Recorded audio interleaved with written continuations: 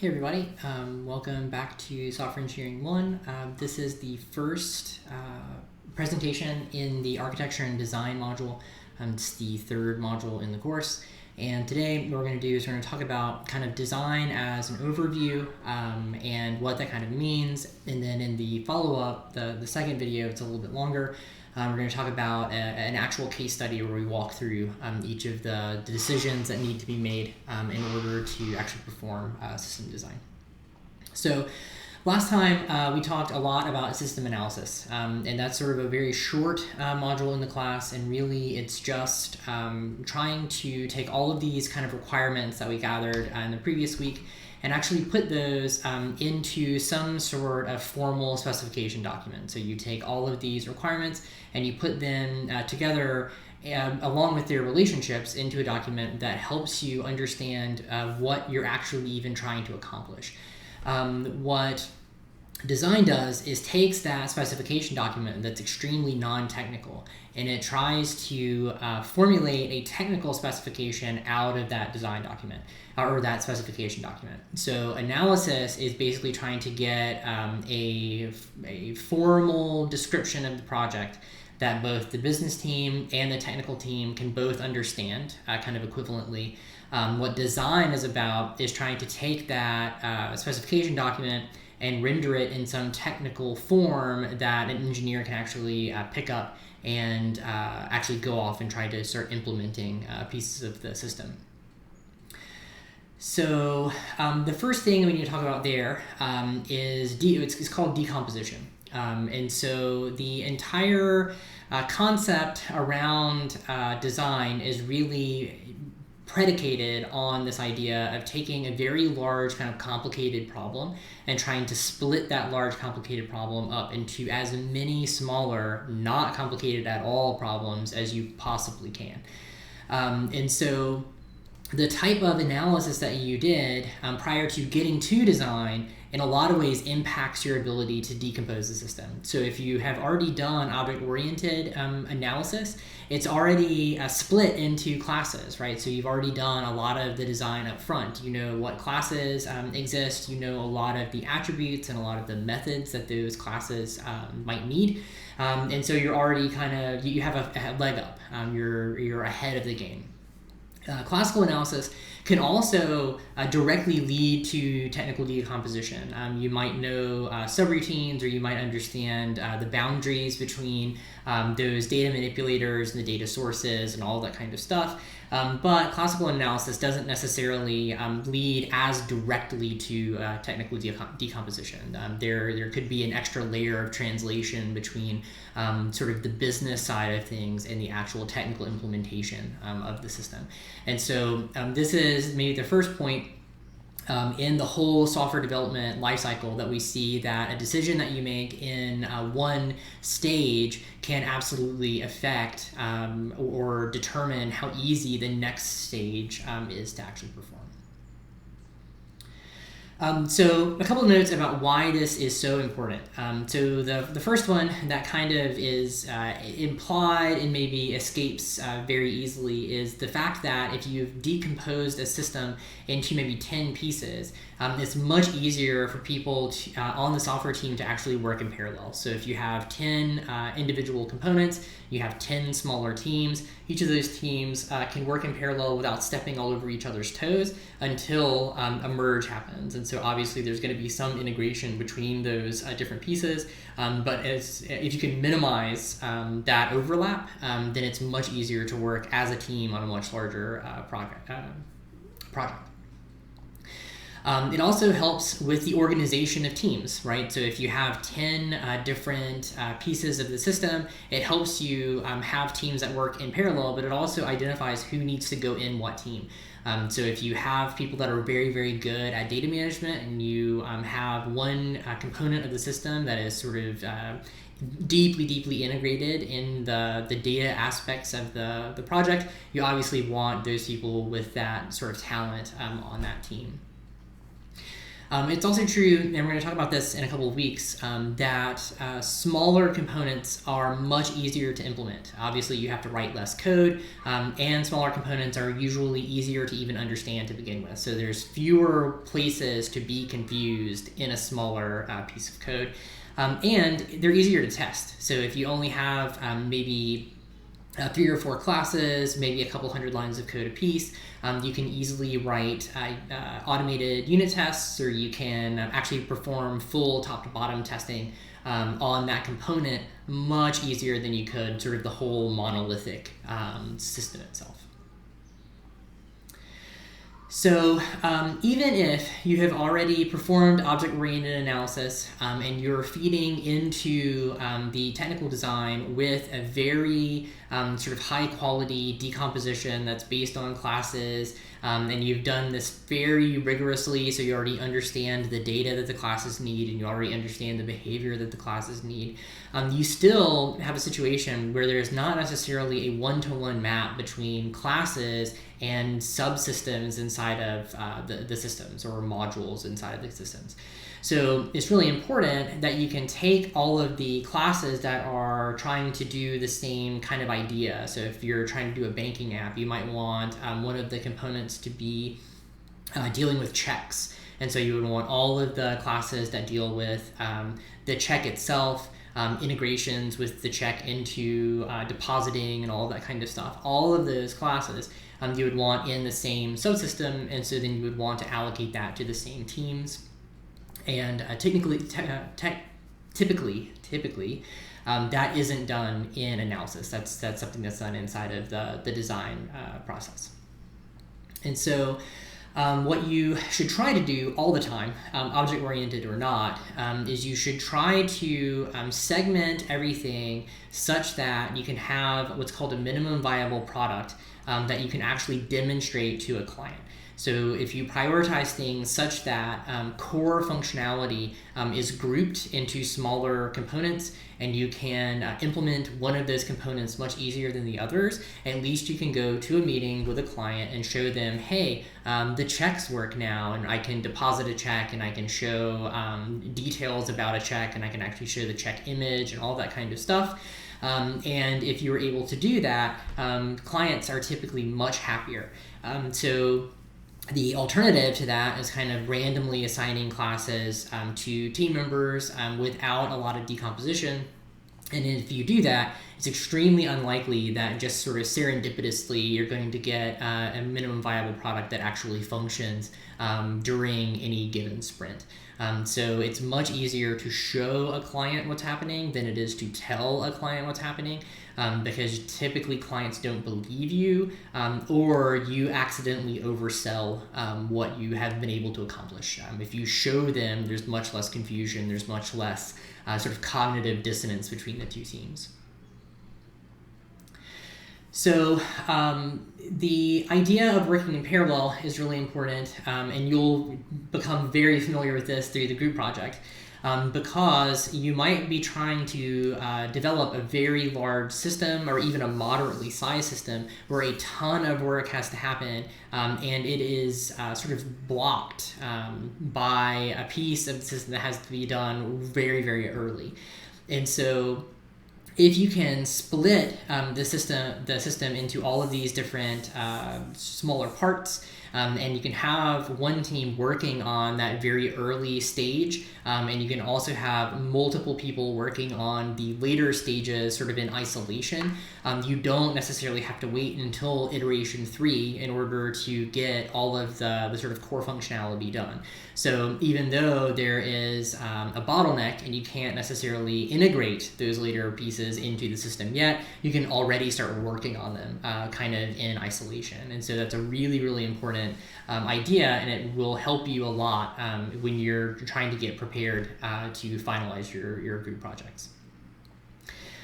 This can also speed up delivery of an MVP, and the reason is because if you have a system or a subsystem that's been created in isolation, you can always make fake data, right? You can always feed it some data that comes from who knows where, and you can demonstrate functionality to the client even if you can't demonstrate like a use case all the way from the start to the finish. And so any little thing that you can show will usually improve client satisfaction, because they understand that things are actually progressing, and you're actually being able to work on the product instead of being deadlocked and sort of dead in the water.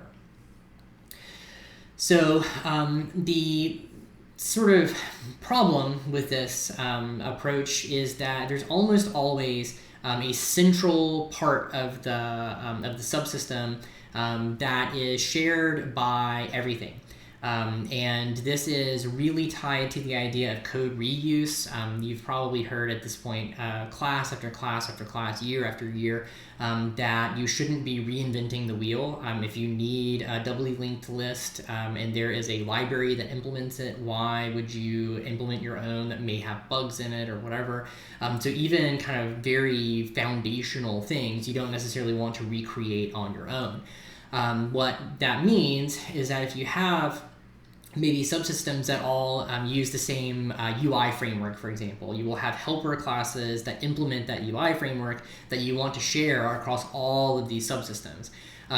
If that subsystem that is used by everything has design problems or implementation problems in the form of bugs, then you can have really bad bugs all over the system. They're effectively in every subsystem because every subsystem uses the code in that framework piece. And so that brings us to what I alluded to at the end of last week's video, and that is the concept of borrow versus build.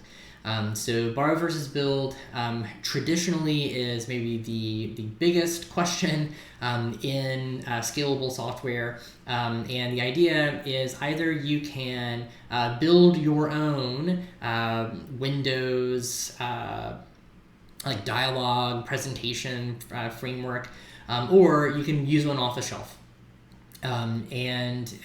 There are a vast array of subsystems that this impacts more deeply than others, security being one of them. Do you want to build your own security framework, or do you want to use authentication off the shelf from somewhere like OAuth? So the idea behind this question is there's always this sort of implicit trade-off. You have to build your own, which will take more time, but it'll be more flexible, but it could potentially have bugs, or you have to use something off the shelf that's much less flexible, but hopefully more stable and does not take you as long to actually implement yourself. So the nice thing is that if you're borrowing code, and by borrowing code, I mean actually implementing like a library, making library calls. You are reducing the amount of code that you have to generate, but you're also reducing the amount of code that you have to maintain. So going forward, if somebody raises a bug with a specific thing that's implemented in another library, it's kind of good because you know that it's not you that made the issue. It's kind of bad because you have to then raise a bug with that provider, that vendor, and then you're at their mercy to fix their bug. So the bad part is exactly the same thing, right? So now you've raised a bug with this third-party vendor, and you are completely at their mercy for them to actually resolve the issue. So you usually don't have access to go into their code and actually modify anything. So if there is a critical bug, you're at the mercy of that vendor to actually fix it, or after the fact, you're trying to build your own. And at that point, you're usually behind the 8 ball. You don't have really the time to do it correctly. So because of all of this kind of complexity around borrow versus build, you have a lot of places like Microsoft, like Amazon, like Google, where they have very large stacks of code that they call sort of framework subsystems, where they have created their own helpers that allow them to do things that they do over and over and over again. So pop up windows, clean data, do searches, etc., etc. And so these framework subsystems become their own code that sometimes they allow other people to use, particularly in the case of Microsoft. But they have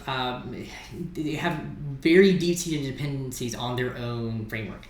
So if you think about something like Office, for example, so you have Excel, you have Word, and you have PowerPoint, and you have all of these other various sort of ancillary applications. And all of those rely on the Win32, or now sort of the more WPF aligned version of a presentation framework. So that's nice because all of these applications don't have to deal with their own version of that framework. And so because Word and Excel and all these other applications use the same presentation framework, if they want to create a new app, that new app doesn't have to worry about implementing the ability to close the application or maximize the application or minimize the application, or a lot of the ribbon components are the same, et cetera, et cetera. The bad things is that if there is a bug in that framework, you could have bugs in all of the applications. So if suddenly the framework, the presentation framework stops allowing you to close a window, not only is it going to be broken in Word, but it's going to be broken in Excel and PowerPoint and all these other places. The other thing that becomes problematic is from the perspective of your group project. If you're trying to build a framework subsystem, that framework subsystem will become a bottleneck for everything else, because if it is presentation, you're not going to be able to build UI without that subsystem. If it takes you one iteration to build that subsystem, then you're going to be behind the 8 ball on the second and the third iteration when you're trying to catch up from essentially losing an iteration just working on presentation. So the biggest issue around having a framework is stability. So it's very good from a code reuse perspective because you can use it over and over again. And as long as it's stable, that's a great situation to be in. However, if it is unstable, it becomes very, very bad.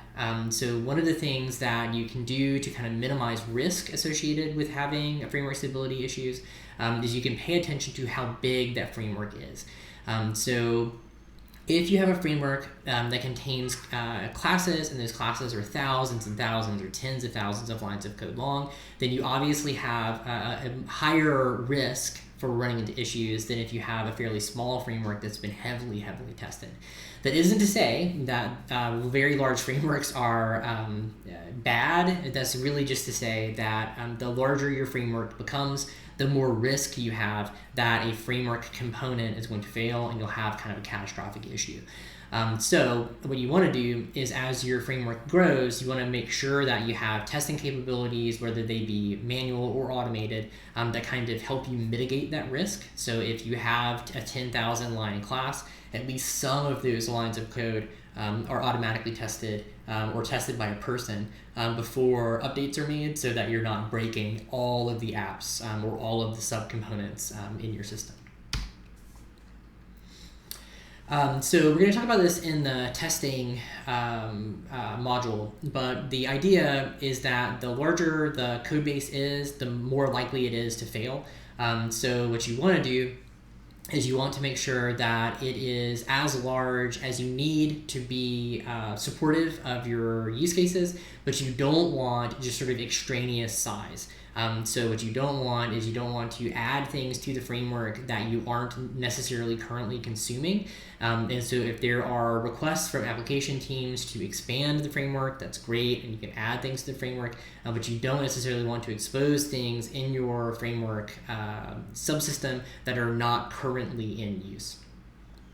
And when you go kind of forward and you start expanding that framework, you have to be really careful about what are called breaking changes. So changes to framework components can actually break everything in the whole system, obviously. So if you are making modifications to framework framework components, typically there's a process by which you get several code reviews.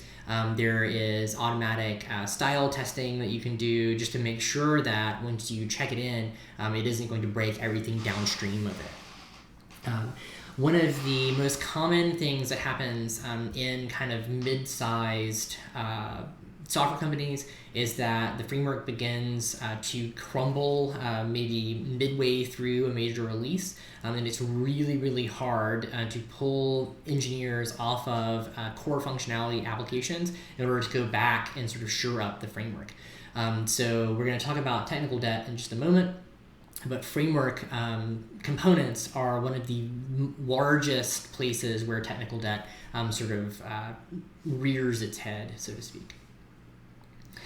So the thing to take away from this is that if you have framework components and you identify that there is a stability problem in those framework components, that should be the absolute #1 priority on your list of things to do. You should not have excessive amounts of bugs in your framework that you don't fix, and you should not have known issues in your framework that are unaddressed, because as those things age, they're harder to fix. And you potentially are having people use your framework that you don't even know. So there might be people on a completely different application team that are using framework components that you know are broken, but they don't know are broken, and that can cause a lot of problems. So the next thing I'm going to talk about is the difference between software engineering and software architecture. So hitherto, we haven't talked a lot about architecture, and your coursework doesn't do a lot around what software architecture actually is. And I kind of split it up into 3 different things. So obviously the components that we've talked about, so these subsystems or the smaller pieces of the system, are obviously a part of the architecture. But the other 2 things are how all of those components fit together, so the actual integration between these different components, and also how those components are grouped together. So what you want to do is you want to think about not only how do I decompose the system into smaller subsystems, but how do I do so in such a way that it is obvious how they are structured, they can communicate very clearly, and there isn't a lot of like circular references in the implementation or in the integration of those components. And when you actually move to allocate those things into subsystems, you have to think about the teams that are going to actually be implementing those components and how complicated your allocation is going to make implementation. So this is going to be another one of those decisions that you can make in one step of the software development process that makes the next step either easier or harder, depending on how you do your design. So the people who actually perform this are called software architects. These people are typically software engineers by trade, but they pick up all of these additional kind of ideas and education along the way, and that positions them very well to do exactly these 2 things, right? They're much more on the design side of things, and how a system can be broken up based on its sort of business concept, and then implemented in the correct way. So the very first thing that they're very versed in is how to answer the borrow versus build question, because they are tasked with knowing a lot about kind of state-of-the-art libraries and how modern systems are built. So they're kind of on top of the latest and greatest in terms of not only libraries, but also competing pieces of software. And they're also very good at things like design patterns. They're very good at things like just abstract thinking. So what these people do is they excel at sort of this part of the process, and then after this part of the process is done, they can also pitch in building components of the system, particularly around framework, because those are the pieces that require the most integration, and that's sort of what a software architect is best positioned to do. So the problem with being a software architect is you have a really, really difficult problem. And what you need to do is you need to make sure that all of the functional and all the non-functional requirements in the design specification or the software specification are met, but you also have to do so within the time and the money constraints that you're given by the client. And so ultimately, it is the architect's job to work with project management to understand what those constraints are, estimate to figure out if those constraints are actually even reasonable, and then communicate to the client about architectural decisions that make it possible to actually have all the functionality that they need with the budget that they have. And so really good project managers kind of walk the line. They can understand the technical part of things, and they can say, oh, well, this is clearly a problem where we need to use an off-the-shelf component instead of building our own. And they can come all the way back to the client. They can scrub out all of that technical detail and then kind of boil it down for a client who has no idea what TLS is, for example. So in almost every situation that arises, it's basically impossible to give the client what they want for what they have. And so you can think of this as trying to go and buy a car, right?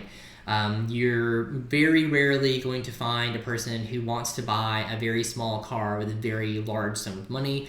Typically what people want to do is buy a very fancy car with not a lot of cash. So what you have to do is kind of put yourself in the position where you are trying to optimize the situation where potentially they don't get everything they asked for, but they get as much as they asked for as you can give them based on their set budget. So there are situations where you could have just a ludicrously high budget, something like in the government sector. That's a thing that can happen.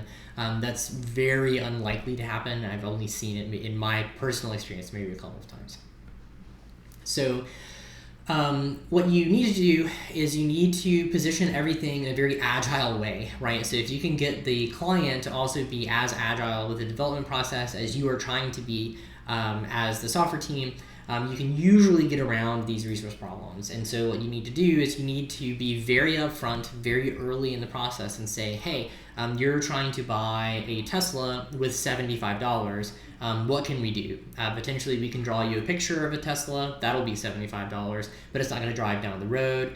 And you sort of work from there, right? So you can come up with ways to expand their budget. They can do that. You can come up with cheaper ways to implement things, so you can use more off-the-shelf stuff than you otherwise would.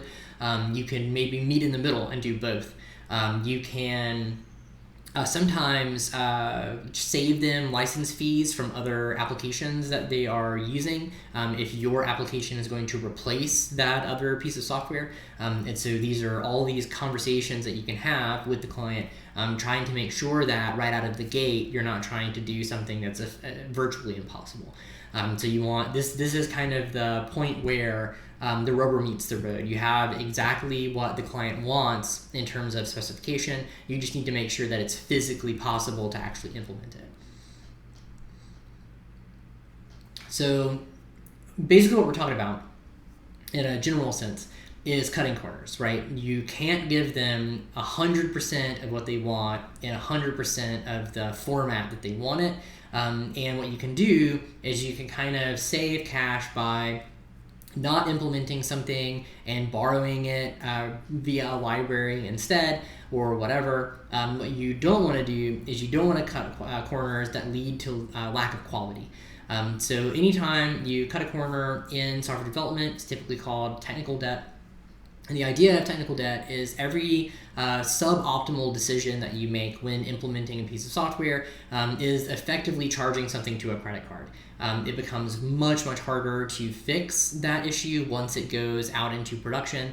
A lot of the times you forget why a thing was done a particular way. That code is covered up in sometimes years of other code, and it becomes extremely difficult to actually back out.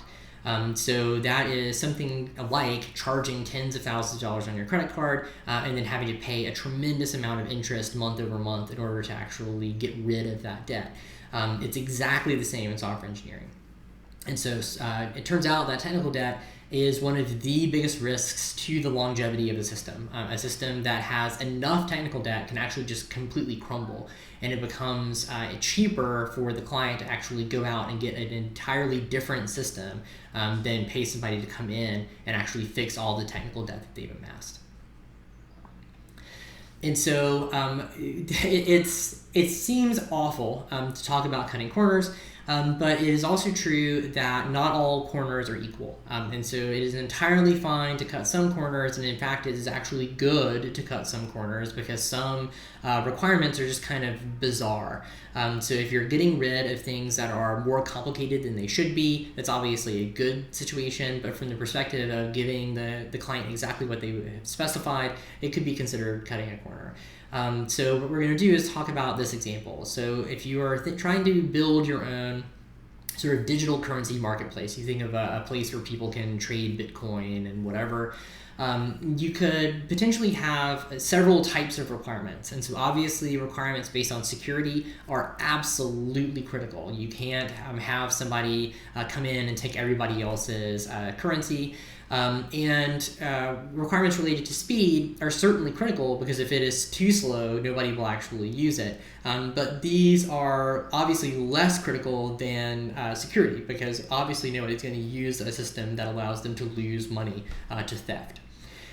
And things like availability are also absolutely critical, but how critical is kind of contextual, right? So if you're expecting users to utilize the marketplace only from high-speed internet connections or only from very large cities, then maybe availability is not all that big of a concern. And what you can do is you can pay a cloud provider or something to duplicate the services, and everything is kind of okay. If you're trying to scale out to extremely remote areas, then you might have to do some hand rolling of code to help you with availability. However, that's really dependent on the situation, right? And so you can see that there's a lot of gray area around each of these requirements. So if you think to yourself, what are the things that I need in order to protect digital currency? It needs to be fast, it needs to be secure, and it needs to be available. But even those three kind of core things have varying degrees of actually how critical they are. So really good software architects can actually take the software specification, they can have a conversation with the client, and they can be very frank about how critical each of these things are and how to prioritize them so that you get the most bang for your buck, or at least the most return on investment in terms of the hours that they're paying for development. So one very important thing, this may be the most important thing in this entire lecture, is architectural debt. So architectural debt is a very specific form of technical debt that is directly related to suboptimal architectural decisions. And so if we go back to the previous slide, what this means is you're cutting the wrong corners. You are doing something that is going to ultimately very likely lead to failure because you have not prioritized things correctly. So technical debt is really bad. It can be not so bad. It can be quite bad. Architectural debt is almost always very bad. And this is a very common way for a project to fail. And the reason is because ultimately, if you make a wrong decision and then somebody builds an application based on those decisions, the only way to undo that decision is to rebuild the app. So for example, if you know that there is a system that has to function offline, but you make a website, that is going to be a very bad piece of architectural debt that you've taken on. You have actually used the wrong platform in order to build the system. So in that case, somebody has to come back in and build a desktop app, maybe using some of the UI mock-ups or something like that, but they're not going to be able to use very much of the code. So there's going to be substantial re-engineering, and that is going to obviously cost money. And so typically these kinds of things can lead to project failure because the budget will just run out. So the first thing that we want to talk about is a small case study around how architectural debt can kind of happen. So if you know anything about web services, there is an architectural concept in web services called REST, which are stateless web services that handle kind of CRUD operations typically for data. And so we're going to talk about exactly what this is in the next video. This is from a previous semester. So prior to the concept of REST, there was this idea called SOAP. And so what SOA means is services-oriented architecture. And SOAP is kind of a much larger way of handling services. And so one of the kind of common things around web services prior to REST is that they themselves contained state. They had an idea of what the data looked like, and so you could call a web service to perform an operation, and it would know the last time you called it. It would understand what you passed it the last time, and all that kind of stuff. So there were a substantial number of companies that bought into the SOAP-based kind of idea of SOA that Microsoft had proposed. It was called Windows Communication Foundation. And people invested millions upon millions upon millions of dollars into this kind of architecture, into this framework. And so there are tons of firms that were using this idea, and then suddenly Microsoft was like, oh wait, maybe SOAP is not a great idea because of a ton of reasons that we will see in the next video, and we should actually do REST. And so what happened is kind of, not overnight, but over a span of weeks, WCF effectively dissolved. It was sunset. They don't do a lot of maintenance on it anymore. It's just kind of sitting on a shelf. You could still certainly use it if you want, but there are, like I said, tons of reasons why you may not want to use it. And so what happened is all these people who had poured millions of dollars in developing code on the idea of SOA with SOAP and WCF were left kind of holding the bag. Now I have millions of dollars in investment in a technology that is outdated. And so this is a perfect example of architectural debt that you may or may not even have been able to identify up front. It just sort of happened, and now you're left with, do I continue to support this old technology, or do I try to do something to migrate to something like REST that's more modern? So another case study is around what are called microservices. There was a time when web services were all kind of interconnected. And so you would have a web service that did tons and tons and tons of unrelated behavior. And the modern approach is actually to split each of these services into much smaller, more plentiful microservices that allow you to actually commoditize them. And so if you can think about Google API, so there's a vision API, there is a translation API, there are APIs for all of these different services. So if Google had one gigantic service, they would be able to charge you a fairly large amount for each of those services that are attached to the main service. If you break all of those up into much smaller offerings, then it is way easier to charge people 10 cents or 15 cents or whatever per call, or even fractions of a cent per call, or a couple of dollars a month for unlimited access, than it is to try to sell them a huge bundle of unrelated services. So while it's true that you can take a huge service bundle and you can split them up over time, it can be really expensive to do so based on how you built those web services. So if they are really interconnected, it can cause breaking changes from one service to the next. It can be really hard to split them up after they go into production because you're not necessarily confident that your changes won't impact somebody else's production code that is actually calling out to your API. And so now you have to send emails to people saying that your services are being sunset in lieu of like a version 2 or something like that. It's not necessarily great.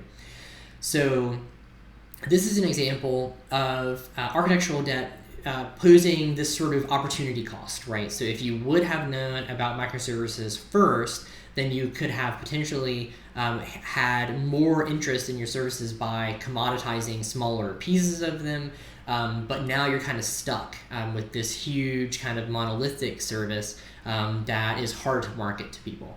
So this kind of shows you the gambit of architectural debt issues. You could have a situation where you're tied to ancient technology that is now really hard to support, or you can be in a situation where marketing is really difficult because you don't necessarily have the latest and greatest idea of how services are kind of distributed.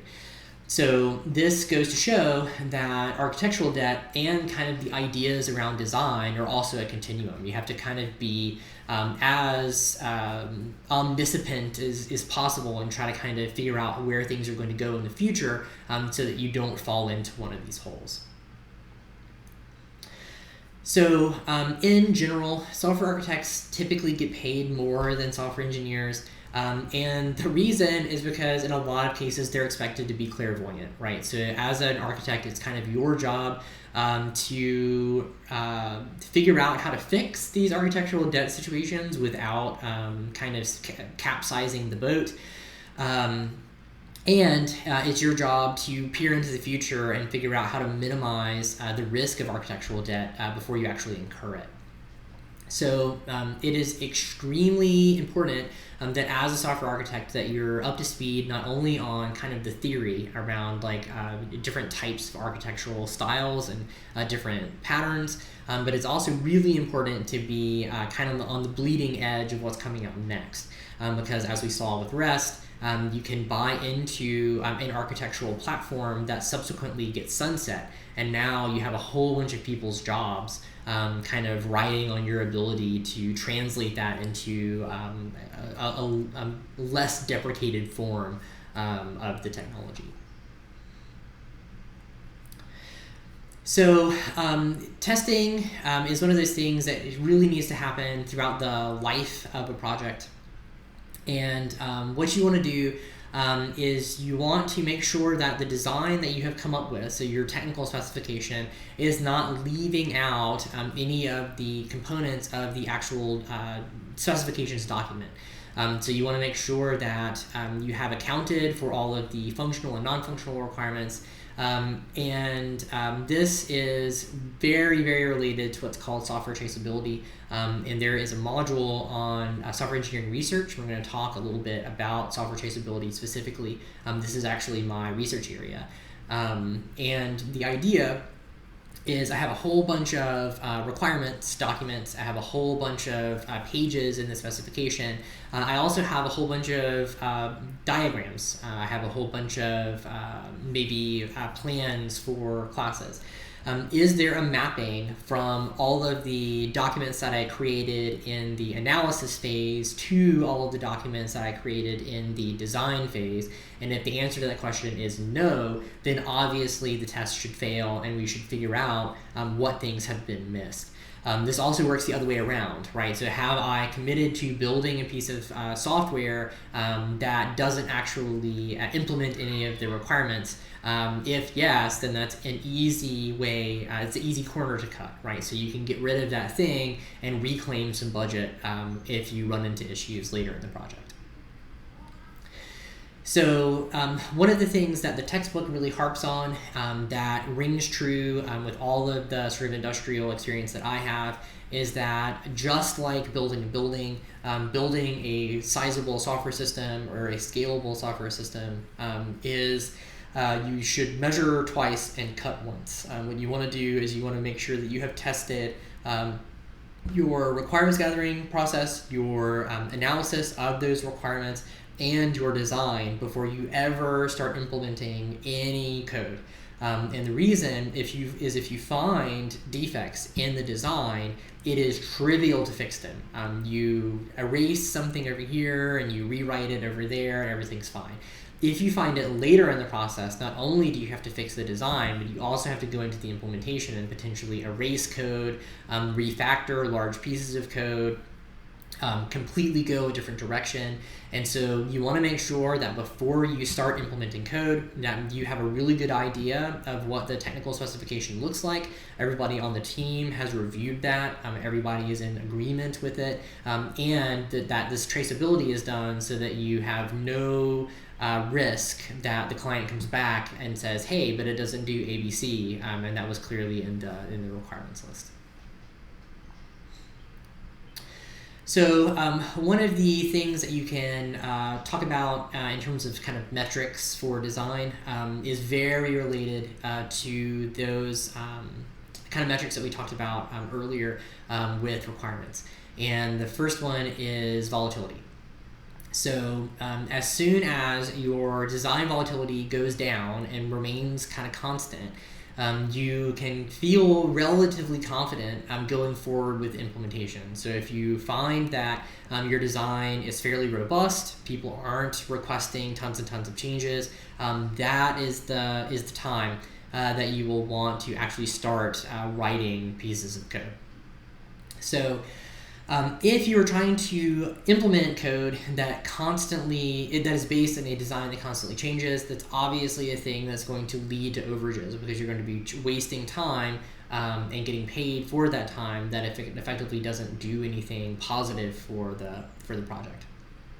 So you will also find that in a lot of cases there are subsystems that will always have volatility. There are going to be subsystems, particularly around caching, that will be very, very difficult to pin down, and they will be very, very difficult to actually get right, so to speak.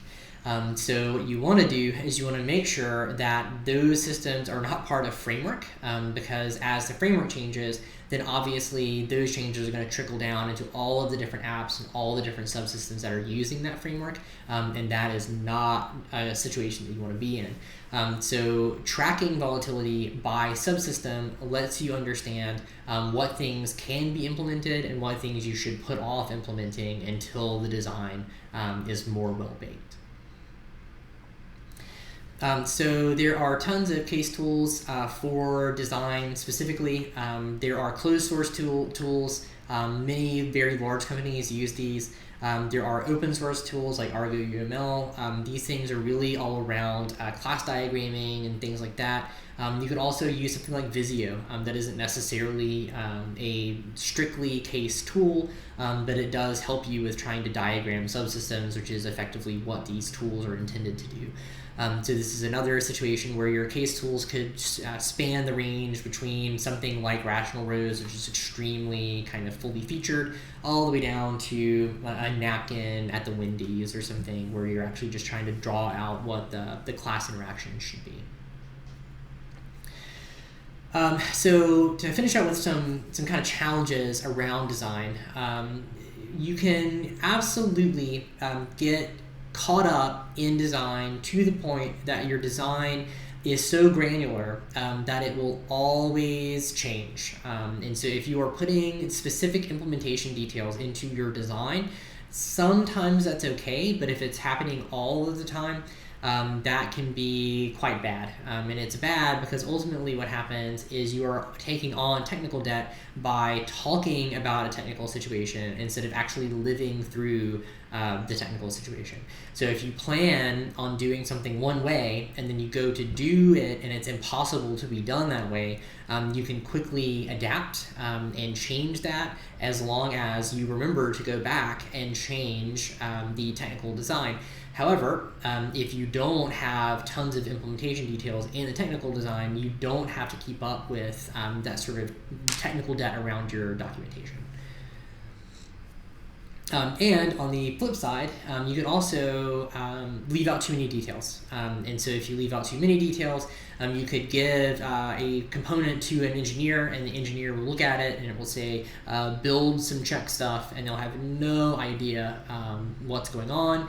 They will go away and they will build their best estimate of what it was supposed to be, and then when it comes time to integrate the subsystems together, you will horrifically fail because nobody understands the the sort of method signatures or the prototypes between any of the systems or subsystems, and then you have a huge issue.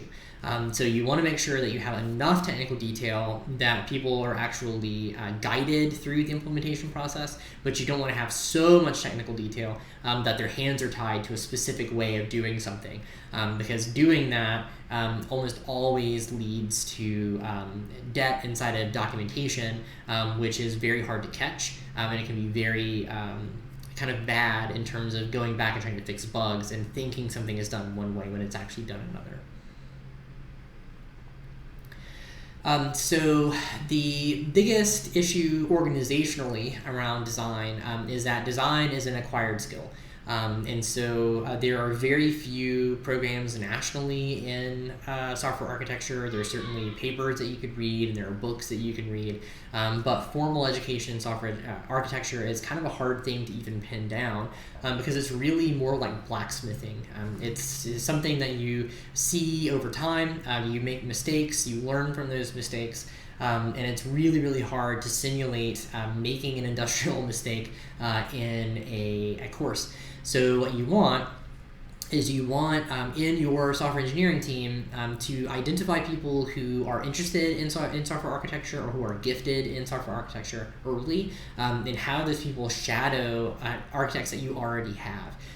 The really, really big problem when it comes to software architects is what's kind of casually referred to as the bus problem, where you could have one software architect that's extremely good. They know exactly what to do, and they're very good at answering all of these questions that we talked about, and then a bus hits them, and then suddenly you don't have a software architect. And even if there's a software architect for a different firm that's very good, that wants this shiny new job, they aren't necessarily going to be able to do the same level of work because of all the institutional knowledge that you just lost because of the bus hitting your previous software architect. So it's really, really important to cross-train software architects, and cross-training with a software architect makes a software engineer better because they are also able to at least ask questions that maybe the software architect forgot to ask early in the process. So there are many, many firms that do not make a distinction between software architects and software engineers. I like to liken this maybe to a ship without a captain. You could certainly have a whole bunch of really good shipmen that can steer the ship and do everything that you need, but it's really, really hard to understand when you're going to reach critical mass of those people leaving, and it's really hard to manage institutional knowledge when it's spread across that many people. So what you really kind of want is you want a software architect or a team of architects that can guide the kind of big picture from an institutional perspective, and kind of help with easing transitions when employees come and go. So there are a certain number of kind of general designs that I'm going to talk about in the next video. The first one is desktop applications. These are basically things like old school Word. Games are often desktop applications. There are client-server applications, so MMOs, for example, that's a great example. Things like banking systems are typically client-server applications. You have a client machine that a user is using, but you also have a server somewhere that is giving that client machine some information. You also have web applications like websites and all the various forms of websites. You have your own bank's website, which obviously does much more than like a personal website. And you also have things like software as a service. So I put this kind of mean joke about Microsoft in here because Microsoft has grown to be able to put whatever they want to as a service. And so web services are becoming a huge kind of boon in the industry. And so we're going to talk a little bit about those as well. So kind of really quickly going through what these various things mean. So desktop application, the key component here is that these things run solely on a user's machine. The state is local, so they're saving files to your system, or they're saving a small database to your system. And if the user closes that application and they go to a different machine, unless they have that different machine, the application installed on that different machine, and they're moving the file, there's no communication between those two machines. That is compared to something like a client-server application where you have the ability to synchronize state between a database. So usually you have a client machine, you have a server, and you have a database, and they talk to each other through that database. And you can centralize executables, so multiple machines can utilize the executable. You can share information across machines because they both have access to the database, et cetera, et cetera. And for a web application, a client machine is basically just a browser, and so your client workstation basically becomes a dummy terminal. It doesn't actually have to have all that much computing power because everything is usually hosted through the web, and a lot of the heavy lifting is done server side on a much more powerful machine. So the UI is basically at this point HTML or some variation of HTML. Back in the day, you had things like ASP.NET, you had Java applets and all of that. So you can think about that even in itself as a form of architectural debt. Right now, there are many people who had Java applets to do various random things, and to my knowledge, I believe that applets are actually now sunset. So you're having to convert all of that information that you previously had in an applet to some kind of HTML JavaScript situation. There's also this concept of a web application versus a website. So usually when a client says a website, what they actually mean is a web application. The rough delineation between these two things is that a website has state and web applications have state and behavior. So the more fully featured they are, the more closely to a web application a system is, the less functionality it is. If it's just really for display, that's closer to what would commonly be referred to as a website. We're also going to talk a little bit about software as a service, and so we are going to talk a little bit about kind of billing and licensing around software as a service. We moved this part of the course to the end because we kind of wanted to talk a little bit more about organization, and so we're going to talk about that in a couple of weeks. But you also have things like headless services, software as a service, which allows you to build only server-side code, and then you effectively lease that out to people who are building the client-side apps. So you have something like Microsoft's Graph API or something like Google's Map Engine, and so then you have a whole bunch of people who build web applications, and those web applications serve as the head or the UI to your service. And then somebody is accessing your service through, via HTTP calls or something like that. So you get into situations where, like Microsoft Graph, they can actually charge you for looking at your own data that is done through a service that you pay for. So you are paying Microsoft for the application, so Outlook, whatever. You're paying them to store the data, so all of your emails, all of your whatever in SharePoint, and you're paying them to analyze all of that information, search all that information with this new kind of search API. So it allows very large organizations or even small organizations the ability, I don't like to call it double billing because it's really just providing additional add-on services through something like software as a service. So this goes kind of back to the microservice idea. You can split things into many different microservices. People can pick and choose exactly what they want, and then typically that is beneficial both for the client and for the company that's offering the service. So in the next video, what we're going to do is we're going to walk through the creation of a claim system for what's called property and finance insurance. And we're going to talk about all of these different decisions that you have to make in order to kind of end up with a reasonable system. So this video is really all about the theory. In the next video, we're going to do more of the practice side of things. So please let me know if you have questions, comments, concerns about any of the stuff in this video, and you can expect the next video to be posted in the next couple of days. Thanks for tuning in, and I hope that everybody is having a nice semester. Thanks.